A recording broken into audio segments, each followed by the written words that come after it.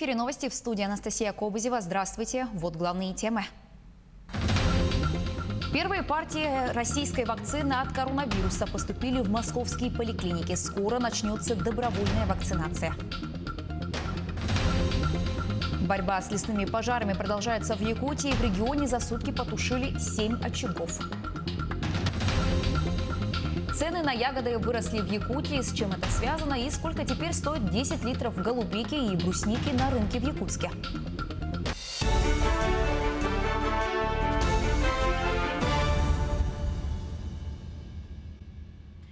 Правительство России выделило 5 миллиардов рублей на выплаты работникам, борющимся с COVID-19. Премьер-министр Михаил Мишустин установил на 2020 год новые стимулирующие выплаты отдельным категориям работников, помогающим больным с коронавирусной инфекцией или задействованных в борьбе с заболеванием. Подписанное постановление касается сотрудников организаций подведомственных Минздраву, Миноборнауки, Минобороны, Минтруда, Минэкономразвития, МВД, Росгвардии, ФСБ и ФСИН, которые наравне с врачами обычных больниц и поликлиник участвуют в противодействии вирусу, в том числе напрямую контактируют с больными. Размер выплат зависит от должности специалиста и составит 20–100% от среднемесячного дохода за первые 9 месяцев прошлого года. Результаты клинических исследований отечественной вакцины против COVID-19 «Спутник Ви», опубликованные в британском журнале The Lancet, показали лидерство России в создании препарата от коронавируса. Об этом заявил директор Фонда прямых инвестиций Кирилл Дмитриев. В британском медицинском журнале отметили, что у волонтеров, которые принимали вакцину, не было серьезных последствий. Кроме того, по словам Дмитриева, результаты исследований показали, что во время вакцинации у добровольцев сформировался не только краткосрочный, но и долгосрочный иммунитет. Также было показано преимущество российского подхода и с точки зрения того, что российский подход человеческого аденовируса был доказан и показал свою безопасность на протяжении последних десятилетий. Это очень надежная платформа. И то, что 2 укола, 2 вектора, которые использует Институт Гамалея, этот уникальный подход, показывает лучший результат. И сейчас мы видим очень большой интерес к российской вакцине от многих стран Латинской Америки, Ближнего Востока и Азии.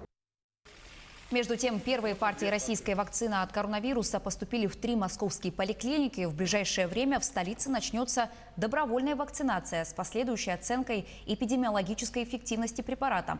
Участником вакцинации может стать совершеннолетний гражданин России, который не болел ОРВИ за 2 недели до исследования и не болеет в момент вакцинации.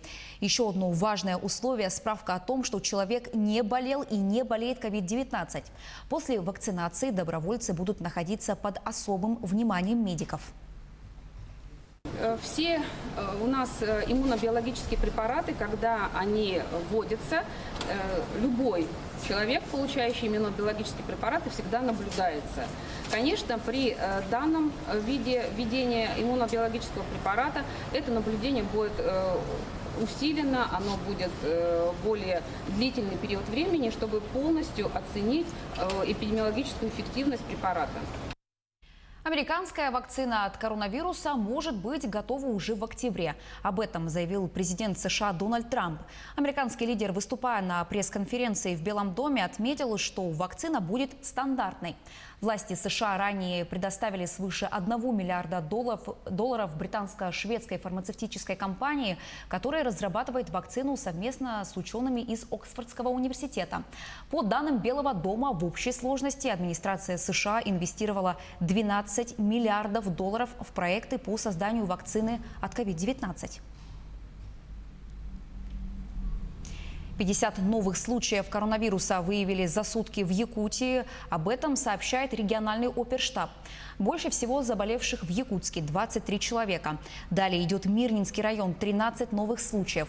В Нерюнгринском и Хангаласском по 3, в Абыйском и Чурапчинском по 2 случая. Также по 1 заболевшему выявили в Амгинском, Верхневилюйском, Жиганском, Среднеколымском районах. Все ближайшие контакты инфицированных выявлены и изолированы. За сутки в Якутии от коронавируса скончался 1 человек. В лаборатории республики провели 3500 исследований на COVID-19 за минувшие сутки. Правительство России утвердило правила предоставления субсидий на закупку, ввоз и доставку незарегистрированного в России лекарства для лечения детей с лейкемией. Препарат Онкоспар производится во Франции и не имеет отечественных аналогов. В апреле этого года было принято решение импортировать 1500 упаковок лекарства. На эти цели правительство выделило более 273 миллионов рублей. Закупкой и ввозом препарата занимается один из московских заводов. Субсидия из федерального бюджета поможет предприятию покрыть затраты, связанные с доставкой, хранением, уплатой налогов и таможенных сборов. Теперь о лесопожарной обстановке в Якутии. За минувшие сутки в зоне обслуживания удалось потушить 3 очага в Верхневилюйском и Вилюйском районах. Об этом сообщает Минэкологии региона. Лесной пожар, действовавший в 4 километрах от села Кысыл-Сыр, был обнаружен 28 августа. Вчера лесопожарным и местному населению удалось ликвидировать это возгорание. Также 4 сентября был ликвидирован лесной пожар в 12 километрах от села Лекянчен Вилюйского района. Работы по тушению этого очага велись 25 августа. Всего в зоне контроля ликвидировали 7 пожаров. С огненной стихией боролись 170 человек, привлекли 29 единиц техники.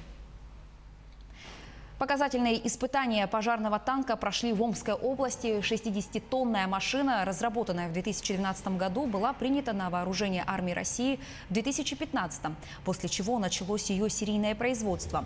При максимальной скорости 40 км в час машина показала высокую маневренность на полигоне, преодолевая огненные преграды. А техническое оснащение позволяет экипажу из 3 человек устранить возгорание, не выходя из бронированной кабины. Специальная камера дает возможность обзора даже при сильном задымлении. Основное назначение пожарного танка – тушение пожаров и проведение аварийно-спасательных работ на базах и складах ракет и боеприпасов, а также расчистка проходов к очагам. У Ленского реабилитационного центра для несовершеннолетних появилось новое помещение. Этого события ждали более 5 лет. Центр уже много раз хотели закрыть. Он пережил десятки проверок и суды. Старое здание давно не отвечает ни противопожарным, ни санитарным нормам. Какие работы проведены и как будет выглядеть важный социальный объект – подробности в следующем сюжете. Здесь живет одна большая семья. Только вместо мам педагоги, а вместо братьев и сестер такие же дети, попавшие в трудную жизненную ситуацию. Для большинства ребят, живущих в центре, это здание настоящий дом, но старый и небезопасный. Деревянное здание 1959 года постройки пережило 2 наводнения. Потолки трескаются, батареи проржавели. Еще 5 лет назад сотрудники центра получили заветный документ. В нем говорится, что администрация Ленского района готова передать реабилитационному центру каменное здание по адресу Первомайская, 5А. Новоселье наконец-то состоится. Ждем с нетерпением. Последний этап здесь будет в нынешнем году – это благоустройство. То есть где-то будет уложен асфальт, где-то будет уложена плитка, где-то будут оставлены газоны. Будут посажены деревья дополнительно. На 2 жилых этажах нового реабилитационного центра расположатся 5 спален, 3 учебно-игровых комнаты, столовая, кухня, медкабинеты. На цокольном хозблок, в том числе прачечная и гладильная. То есть внутренние работы отделочные полностью выполнены, за исключением некоторых нюансов, там недоделочки. Идут наружные виды работ. То есть перенос линии электропередач и благоустройство. Входит ограждение и благоустройство самой территории.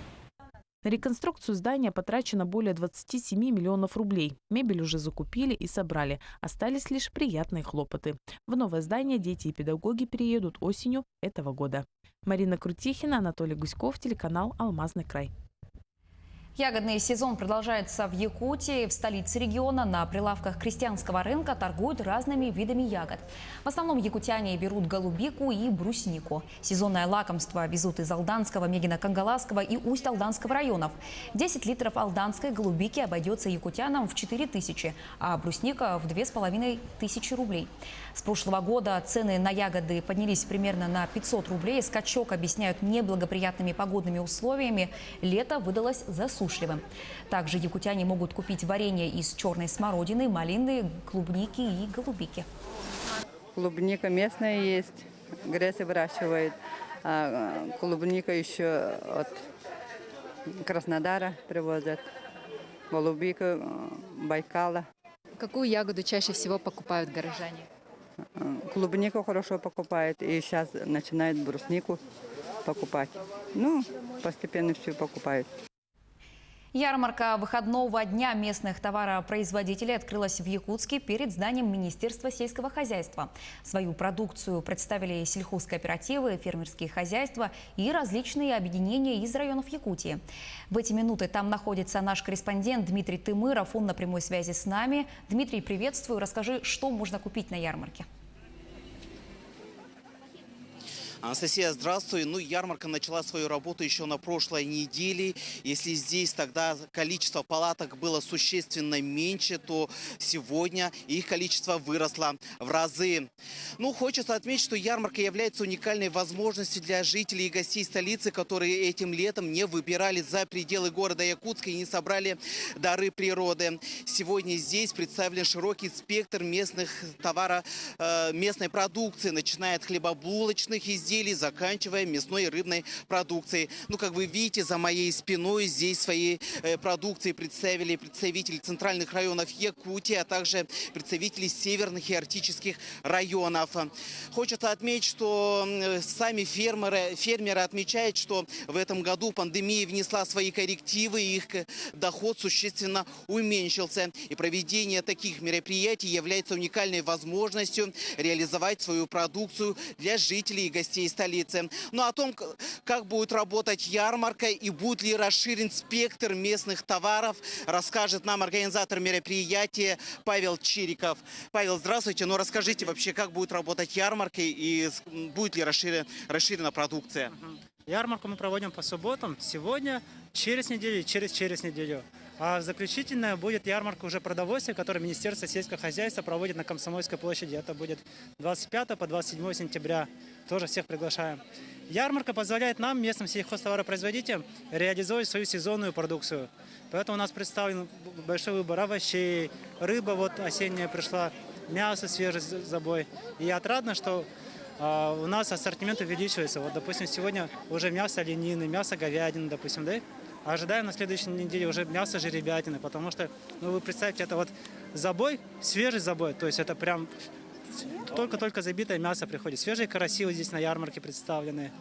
А также мы эту ярмарку по субботам проводим здесь, и начиная с этого воскресенья, то есть завтрашнего дня, мы будем проводить воскресную ярмарку уже в микрорайоне Прометей на Автодорожной. Тоже всех приглашаем. И вообще проведение таких ярмарок, оно позволяет нам, самим товаропроизводителям, почувствовать, что такое продажи. То есть как-то подумать над упаковкой, над тем, как подавать покупателю, кто наш покупатель. Эти маркетинговые вопросы мы должны решить этими ярмарками. Спасибо.